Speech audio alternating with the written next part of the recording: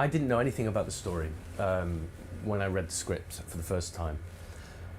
So I thought it was just a really interesting piece, fictional piece about a serial killer. It was very well written and very exciting, and it kind of dawned on me halfway through, because maybe I turned back and it said it based on real events, that it was a real thing. And so I Googled Sir Alec Jeffreys and realised that he's one of probably the most famous scientists on Earth.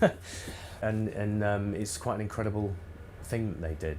David Baker, played by David Threlfall in this, and Sir Alec Jeffreys, between them, they caught this guy, and it was the first time that DNA fingerprinting had been used in a criminal case, and now, you know, it's everywhere.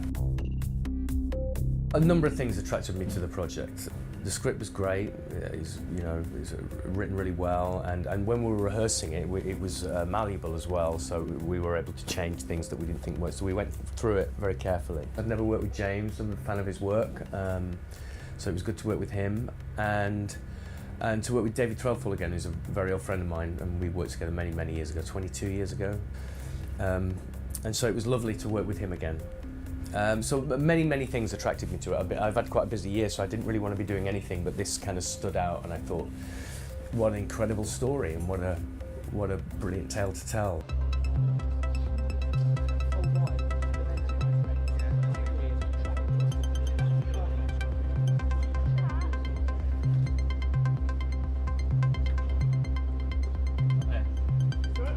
Excuse me, I'm looking for Dr. Alec Jeffreys. You know where I can find him? Yes, it's just down there.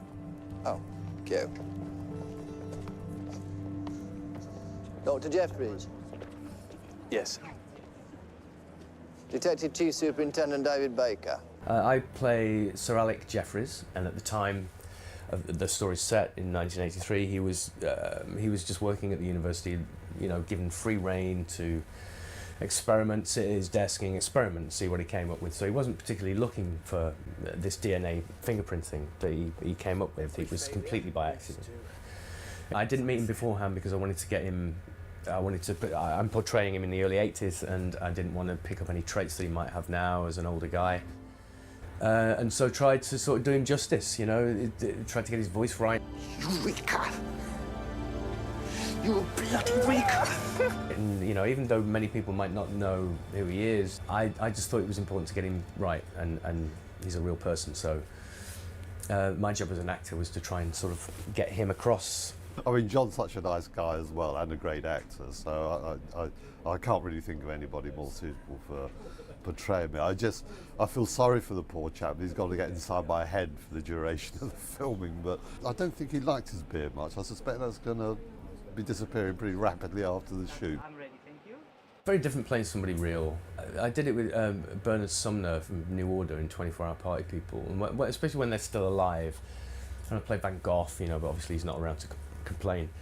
But it's a different challenge as an actor. In a way, strangely enough, I think it's easier because you're not doing an impression, but you've got a blueprint of a look, of a voice, of a manner, of you know, and you hone in on certain things that you can sort of highlight.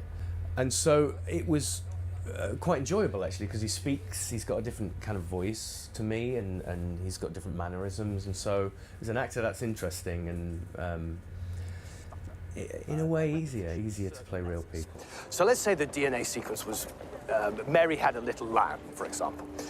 Your Mary had a little lamb would read Mary had a little lamb.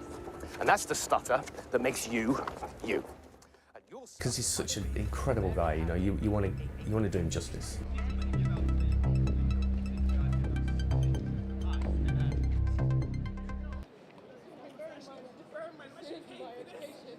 The fact that these two men were literally in the vicinity, Alex doing his work, and then David's thinking slightly, if you like, ahead of his time or forward thinking.